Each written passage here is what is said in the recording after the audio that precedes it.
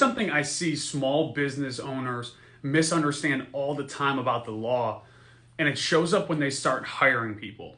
So a lot of small business owners assume that calling someone a 1099 contractor makes them that contractor. And legally, it just doesn't work that way.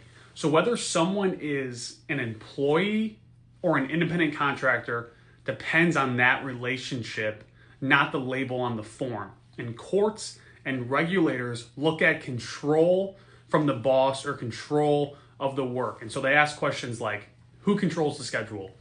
Who controls how the work gets done? Who provides the tools?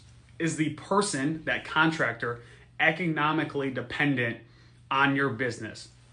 If you tell someone when to show up, how to do the job, require them work only for you, and then they use your equipment, the law is probably going to treat them as an employee, even if you gave them a 1099 at tax season. And so where businesses get into trouble is when they treat someone like an employee day to day, but try to classify them as a contractor for tax purposes because it looks better on your return. And that's when problems start to show up with the IRS, with state and labor agencies, with wage claims. And so the practical advice is very simple.